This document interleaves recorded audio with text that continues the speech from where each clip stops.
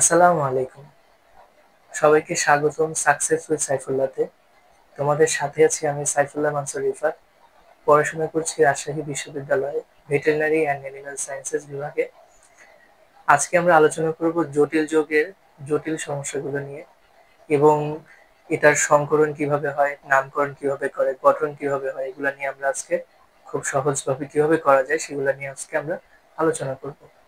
তাহলে জটিল যৌগ আসলে কি? তো আমরা বলছি যে জটিল যৌগ মূলত আসলে অবস্থান্তর মৌল এবং লিগেন্ডের সমন্বয়ে তৈরি। তো এখন অবস্থান্তর মৌলটা কি আর লিগেন্ডটা কি, এই দুটো সম্পর্কে আমরা যদি একটু ধারণা নেওয়ার চেষ্টা করি। অবস্থান্তর মৌল কারা? যারা যেই মৌলগুলা পর্যায় সারণীর ডি ব্লকে অবস্থান করবে এবং এই পাঁচটা বৈশিষ্ট্য তারা প্রদর্শন করবে। এখানে যে পাঁচটা বৈশিষ্ট্য লিখেছি, এই পাঁচটা বৈশিষ্ট্য তারা প্রদর্শন করবে। পরিবর্তনশীল জারণ মান প্রদর্শন করবে, প্রভাবক রূপে কাজ করবে, জটিল যৌগ গঠন করবে যেটা আমি এখন দেখাবো, চৌম্বক ধর্ম প্রদর্শন করবে, রঙিন যৌগ গঠন করবে। তাহলে ডি ব্লকে থাকলেই হবে না। ডি ব্লকের যে মৌলগুলো আসলে কি করে, এই পাঁচটা বৈশিষ্ট্য মেনে চলে, তারা কি অবস্থান্তর মৌল। এখন আমি কিছু অবস্থান্তর মৌলের উদাহরণ লিখছি। তো এখানে দেখো, এখানে কি আছে, ক্রোমিয়াম, কপার, আয়রন, এগুলো আমাদের পরিচিত মৌল। এছাড়াও এখানে আরো অনেকগুলো আছে, তো আমাদের সবগুলো আমি বলতেছি না। তো ক্রোমিয়ামের কথা যদি বলি, ক্রোমিয়ামের কিন্তু কি হয়, আমরা যখন ইলেকট্রন বিন্যাস করি তখন কিন্তু দেখতে পাই যে ক্রোমিয়ামে আমরা একাধিক জারণ মান দেখতে পাই, কোনো ফিক্সড জারণ মান এখানে নাই। ওদের কিন্তু কোনো ফিক্সড জারণ মান নাই। দেখতে পাই কি জারণ মান কি চেঞ্জ হতে থাকে। ক্রোমিয়ামে দেখা যায় কি যে এর জারণ মান বিভিন্ন ধরনের হয়, যেমন 2, তারপরে 3, তারপরে 6, ঠিক আছে, এরকম দেখা যায়। তারপরে কপারের ক্ষেত্রেও দেখা যায়, তারপরে আয়রনের ক্ষেত্রেও দেখা যায় 2, 3 আয়রনের ক্ষেত্রে। ঠিক আছে, এই যে পরিবর্তন করলে তারা ডি ব্লকে অবস্থান করে এবং তারা আবার পরিবর্তনশীল জারণ মান প্রদর্শন করে। আচ্ছা, এবার আসি যদি লিগেন্ডের কথা বলি। লিগেন্ড আসলে কারা? তো প্রথমে জানতে হবে লিগেন্ড কি। লিগেন্ড তারাই যারা মুক্তজোড় ইলেকট্রন দান করে সন্নিবেশ বন্ধন গঠন করে। আমরা লিগেন্ড কাদেরকে বলবো? যারা মুক্তজোড় ইলেকট্রন দান করে সন্নিবেশ বন্ধন গঠন করবে, তারা কি লিগেন্ড। তো আমি এখানে কিছু লিগেন্ডের নাম লিখছি, যেমন এটা hydroxy, amine, aqua, chloro, nitroso, thiocyanate, oxo, carbonyl. তো এগুলো নামকরণের ক্ষেত্রে লাগে। এবার যদি আমরা দেখি যে লিগেন্ড আসলে কয় ধরনের। লিগেন্ড আমাদের দুই ধরনের লিগেন্ড হয়। একটা স্ট্রং লিগেন্ড হয়, একটা কি লিগেন্ড হয়, উইক লিগেন্ড। তো স্ট্রং লিগেন্ড আর উইক লিগেন্ড এটা চেনার জন্য আমাদের এখানে কিন্তু আমি অনেকগুলো লিগেন্ডের নাম লিখছি। তাহলে এখানে কোনটা স্ট্রং লিগেন্ড, কোনটা উইক লিগেন্ড কেমনে বুঝবো? তো এটা বোঝার জন্য আমাদের কি করা লাগবে, একটা আমরা থাম্ব রুল শিখি কিভাবে স্ট্রং লিগেন্ড মনে রাখতে পারি। তো স্ট্রং লিগেন্ড মনে রাখার জন্য আমি এই তিনটা জিনিস লিখবো: কার্বন, নাইট্রোজেন, অক্সিজেন, আদার্স। ঠিক আছে, তো এটা দিয়ে কেমনে বোঝা যায় যে স্ট্রং লিগেন্ড? এটা দিয়ে বুঝবো যে কোন একটা লিগেন্ডের প্রথমে যদি কার্বন থাকে, তারপরে সেটা সবচেয়ে শক্তিশালী লিগেন্ড। তারপরে আমি দেখবো কি কোন একটা লিগেন্ডের শুরুতে নাইট্রোজেন আছে, তার মানে সেটা মানে কার্বন যেটা আছে সেটা থেকে একটু কম শক্তিশালী। তারপরে অক্সিজেন যেটা প্রথমে থাকবে সেটা দিয়ে আদার্স যারা আছে তারা। তাহলে আমরা কিছু এক্সাম্পল জানার চেষ্টা করি যে স্ট্রং লিগেন্ড আর উইক লিগেন্ডের মধ্যে কি কি আছে। তো আমি যদি বলি যে নাইট্রোসো, অ্যামিন, সায়ানো, কার্বনিল, ঠিক আছে। দেখো এদের প্রত্যেকটা শুরুতে এন আছে, এটারও শুরুতে এন আছে, এটা শুরুতে সি আছে, এটা শুরুতে সি আছে। এই থাম্ব রুল ফলো করলে আমরা খুব সহজে আইডেন্টিফাই করতে পারবো যে কোনটা স্ট্রং লিগেন্ড, কোনটা উইক লিগেন্ড। তাহলে এখন আমরা জানবো যে স্ট্রং লিগেন্ড কি আর উইক লিগেন্ড কি। স্ট্রং লিগেন্ড তারাই যারা অবস্থান্তর মৌলের ইলেকট্রন গুলাকে কম্প্রেস করবে, তারা স্ট্রং লিগেন্ড। আর উইক লিগেন্ড কারা? যারা অবস্থান্তর মৌলের ইলেকট্রন গুলাকে কম্প্রেস করবে না। আমরা এক্সাম্পল তো দেখলাম, এখন জানলাম যে স্ট্রং লিগেন্ড কি করে আর উইক লিগেন্ড কি করে। আমরা দেখবো কি যে এটার গঠন কিভাবে হয়, জটিল যৌগটা গঠন কিভাবে হয়। তো আমরা এখানে একটা জটিল যৌগ নিয়েছি, আমরা এটার নামকরণটা কিছুক্ষণ পরেই বলবো।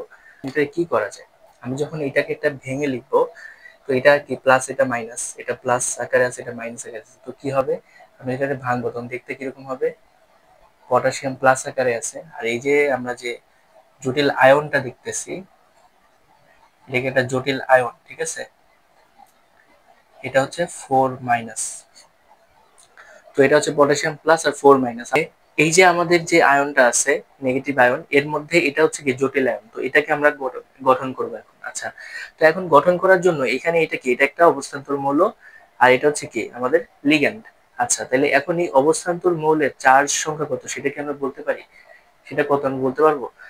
এখন আমাদের কিন্তু টোটালটা চার্জ দেওয়া আছে 4 মাইনাস, বাট এইখানে কিন্তু আয়নের চার্জটা নাই। তো আমার গঠন করার জন্য আয়নের চার্জটা লাগবে, এবং সেটা কত আয়নের চার্জ সেটা বের করার সিস্টেম হচ্ছে আমাদের যে এখানে নেগেটিভ চার্জটা থাকবে, পুরোটার যে চার্জ থাকবে সেটা লিগ্যান্ডের সংখ্যা থেকে বাদ দিব। তাহলে আমরা কি করছি, এখানে লিগ্যান্ডের সংখ্যা 6, সেই লিগ্যান্ডের সংখ্যা 6 থেকে আমরা কি করছি, টোটাল যে জটিল আয়নটা আছে সেটা চার্জ সংখ্যা থেকে বাদ দিছে। বাদ দিলে আমরা এই যে আয়রন যেটা আছে অবস্থান্তর মৌল সেটার আয়ন পেয়ে গেছি। এখন তাহলে আমরা কি করব, এটার ইলেকট্রন বিন্যাস করি। ঠিক আছে, তাহলে এখন এটা ইলেকট্রন বিন্যাস করলে কি হবে, আমরা যদি আয়নের কত, আয়নের হচ্ছে 26। হ্যাঁ, আমরা যদি পারমাণবিক সংখ্যা কত, আয়নের 26। তাহলে আমি যখন এটা ইলেকট্রন বিন্যাস করব কিভাবে করব, আর্গন, আর্গনের তো 18 আছেই আগে থেকে, আর হচ্ছে 3d, আর 4s, আর হচ্ছে 4p, আমরা এটা সবাই জানি। আচ্ছা, তাহলে আমরা দেখলাম কি, আমরা যে এখানে Fe2+ আছে, তার মানে এখানে আয়রন কি করছে, আয়রন দুইটা ইলেকট্রন ত্যাগ করে দিছে, এই জন্য 2+ আছে। তো আমরা ইলেকট্রন বিন্যাসের দিকে তাকালে দেখবো কি, দেখবো যে এখানে 4s এর দুইটা ছিল, 4s2 ছিল, সেটা ত্যাগ করে দিছে, যার কারণে Fe2+ হয়েছে। আর কি 3d6 নরমালি আছে, মানে এটা তো দেখি যে কিরকম ভাবে আছে। ধরো এরকম ভাবে আছে, এটা হচ্ছে 3d অরবিটাল, 1 2 3, 1 2 3 4 5, তারপর হচ্ছে 4s,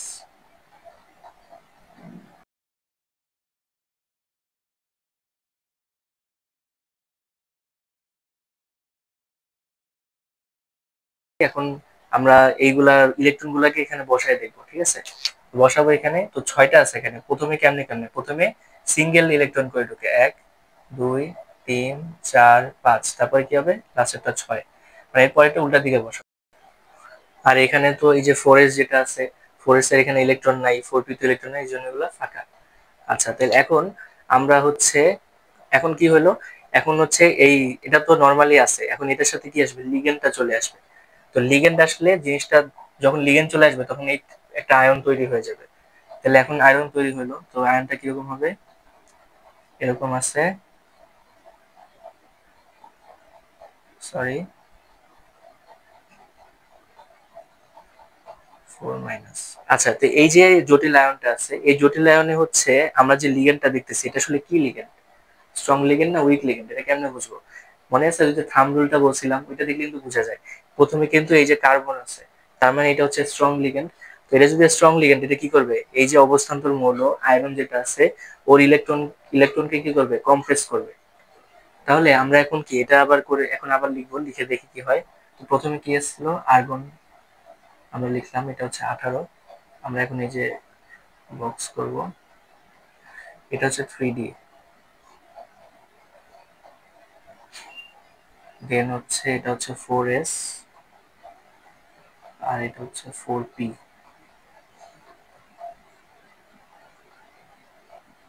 4p তে 3টা, এটা এটা 5টা।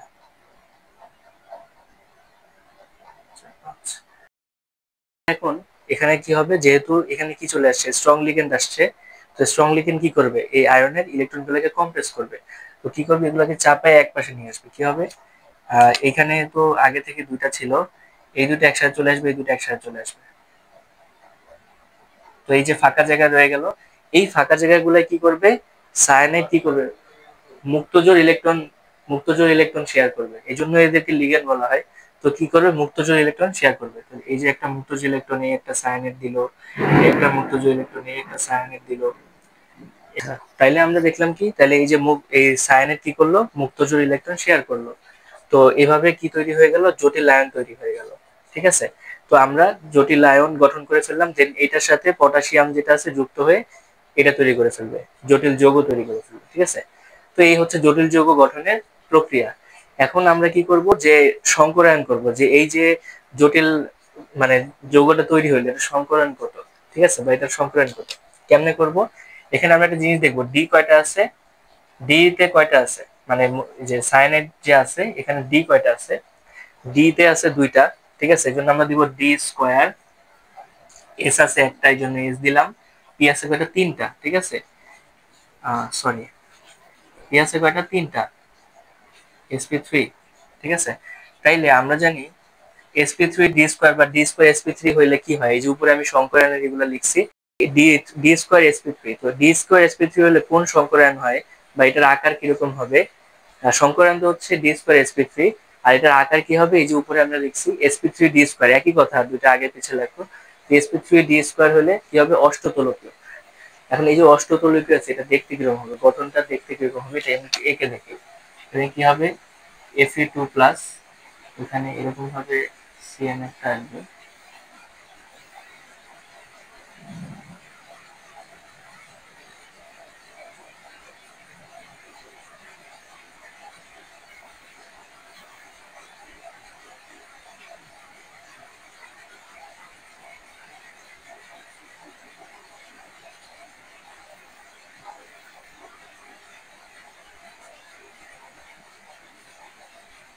তো এটার কোণ কত হবে? 180 ডিগ্রি। এটার কোণ কত হবে? মানে এটা হচ্ছে এরকম।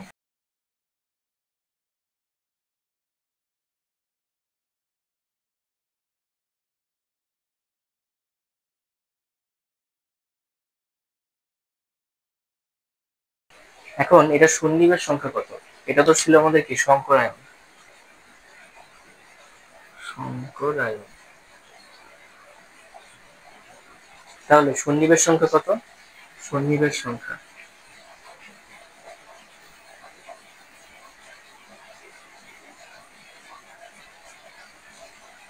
সন্নিবেশ সংখ্যা কত? সন্নিবেশ সংখ্যা হচ্ছে এখানে যে এই যে লিগ্যান্ডের সংখ্যা, সেটাই কি সন্নিবেশ সংখ্যা হবে। কয়টা আছে? 6টা, তার মানে এটাই সন্নিবেশ। সন্নিবেশ সংখ্যা কত? 6। আমরা এখানে আরেকটা জটিল যৌগ লিখছি। এখন এইটাকে আমরা আবার করে দেখব যে কিভাবে করে। এটা গঠন, এটা কিন্তু দেখতে একটু ডিফারেন্ট আগেরটা থেকে। তো এটা কি হবে? এটাকে আমরা যদি এখন ভেঙে লিখি, সালফেট কি একটা নেগেটিভ আয়ন, এটা এই এখানে জটিল আয়নটা কি পজিটিভ, পজিটিভ হবে। এর আগের জটিল আয়নটা কিন্তু নেগেটিভ ছিল, এখানে জটিল আয়নটা কি হবে? পজিটিভ হবে। তাহলে আমরা ভেঙে দেখি কি হয়।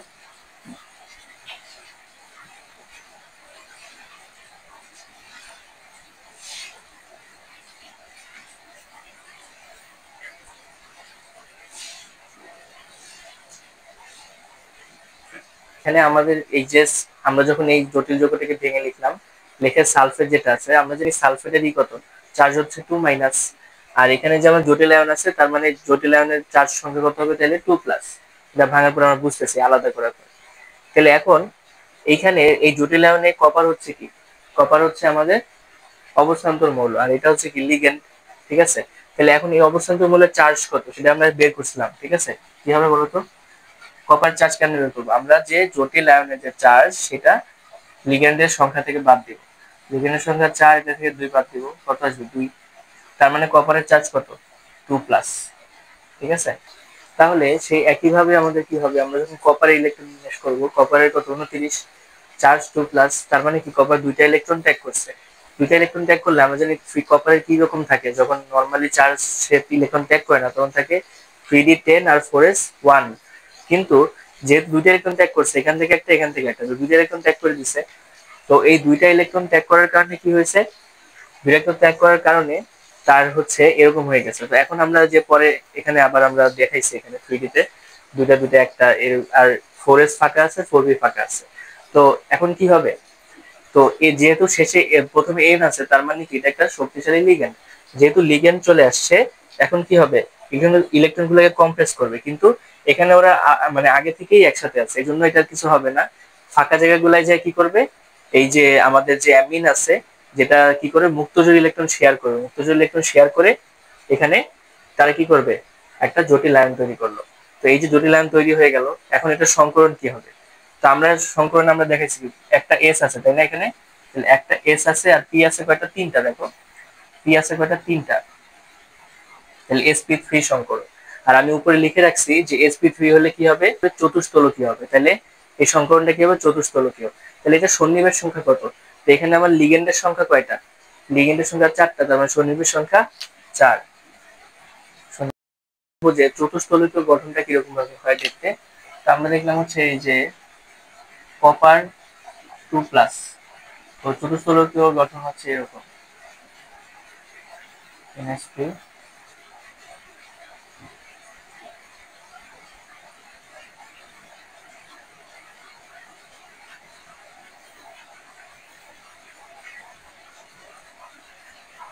এবং এটার কোণটা কত হবে? কোণ হবে 109.5 ডিগ্রি। কোণ হবে কত? 109.5 ডিগ্রি।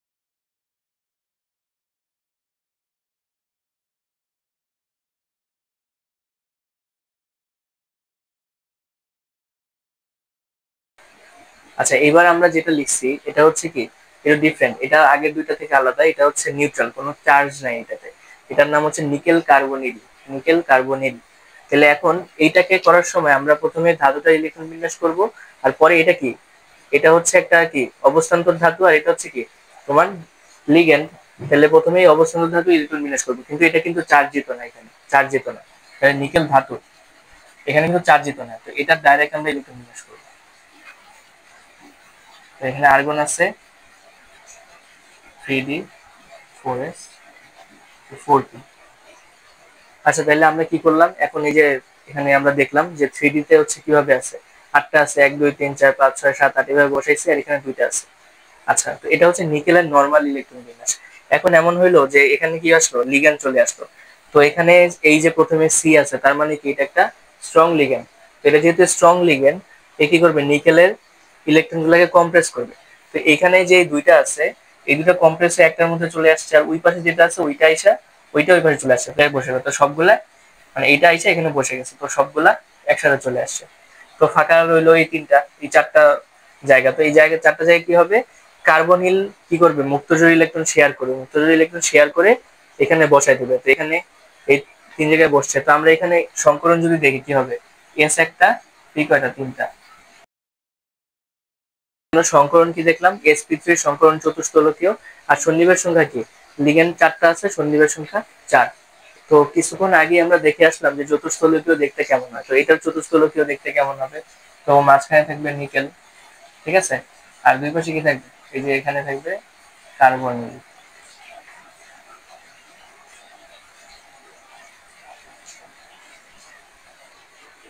আচ্ছা, এখন আমরা শিখবো যে কিভাবে নামকরণ করা যায়। নামকরণ করার ক্ষেত্রে আমরা ভাগ করে নিচ্ছি ক্যাটায়নিক, অ্যানায়নিক এবং নিউট্রাল। তো ক্যাটায়নিকের মধ্যে আমরা লিখছি, দেখো এই যে এটা কিন্তু এটাকে করে আসছে। তো এটার ক্ষেত্রে কেন এটাকে ক্যাটায়নিক বলছি, এটাকে যখন আমরা ভাঙবো তখন আমাদের যে জটিল আয়ন যেটা আছে, এই জটিল আয়নটা দেখো ক্যাটায়ন, এই জন্য এটা ক্যাটায়নিক নামকরণের মধ্যে ফেলছি। আর এখানে দেখো আমরা ভাঙলে জটিল আয়নটা কি 4 মাইনাস, অ্যানায়নিক, এই জন্য এটাকে অ্যানায়নিক ফেলছি। আর এটা কি কোনো চার্জ নেই, জন্য এটাকে নিউট্রালে ফেলছি।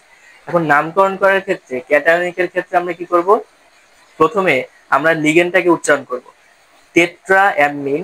এটা ভালো করে মনে রাখবা, টেট্রা অ্যামিন কপার 2 সালফেট। কেন কপার 2? কারণ আমরা যখন এটা ইলেকট্রন বিন্যাস করছিলাম তখন কপারটা কিরকম ছিল মনে আছে, 2+ ছিল, এই জন্য কপার 2 সালফেট। যদি কপার প্লাস হইতো তাহলে আমরা 1 দিতাম। আচ্ছা, এবার আমরা যদি অ্যানায়নিক যেটা আছে এটার কথা বলি।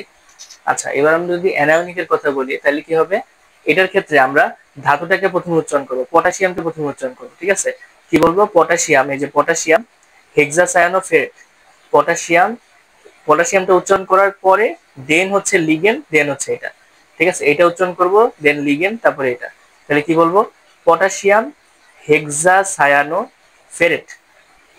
আর এখন যদি আমি নিউট্রালের কথা বলি, এটা এটা নর্মালি উচ্চারণ করতে হবে প্রথমে নিকেল, দেন হচ্ছে লিগ্যান্ড উচ্চারণ করতে হবে নিউট্রালের ক্ষেত্রে। তাহলে কি বলবো, নিকেল কার্বনিল। আচ্ছা, তাহলে আমরা এখন যেটা বাকি আছে জানা, সেটা হচ্ছে যে ডায়াচুম্বকায়ন, চুম্বকায়ন আর প্যারাচুম্বকায়ন। তো জটিল যৌগের মধ্যে কোনটা ডায়াচুম্বকায়ন, কোনটা প্যারাচুম্বকায়ন, কেমনে কেমনে আমরা আইডেন্টিফাই করব। তো কিভাবে আইডেন্টিফাই করা যায়, তো এখানে আমরা দেখতে পাবো যে আমরা এটা কিন্তু আমরা আগে করে আসছি, এটার গঠনটা দেখতে কি এরকম ছিল। আবার এইটারটা দেখো, টেট্রামিন কিউ প্লাস, ঠিক আছে। কপার 2 যে আয়নটা আছে এটা হেক্সি হেক্সাসায়ানোফেরেট যে আয়নটা। তো এই যে এই দুটো আয়ন, এই দুটো আয়নের মধ্যে কে প্যারাচুম্বক আর হচ্ছে কে ডায়াচুম্বক আয়ন।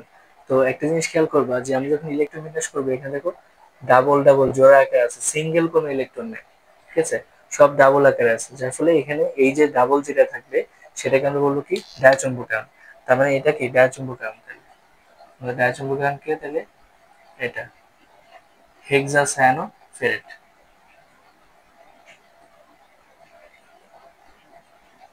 আচ্ছা, আর প্যারাচুম্বক আয়ন কোনটা, যেটা হচ্ছে সিঙ্গেল, দেখা একটা ইলেকট্রন আছে, সিঙ্গেল ইলেকট্রন থাকবে, যেখানে এক বা একাধিক সিঙ্গেল ইলেকট্রন থাকবে সেগুলো হচ্ছে প্যারাচুম্বকায়ন হবে।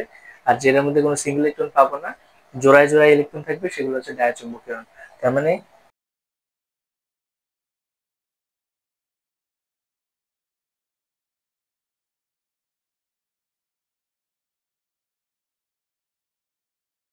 জটিল যৌগ নিয়েই ছিল আমাদের আলোচনা। আমি এখানে একটা জটিল যৌগ লিখেছি যেটার গঠন, সংকরায়ন, সন্নিবেশ সংখ্যা, ডায়াচুম্বকীয় নাকি এটা প্যারাচুম্বকায়ন এবং এই যৌগটার নাম। অবশ্যই কমেন্টে জানাবে। ভিডিওটি ভালো লাগলে অবশ্যই সাবস্ক্রাইব করবে আমার ইউটিউব চ্যানেলকে। সবাইকে ধন্যবাদ। আসসালামু আলাইকুম।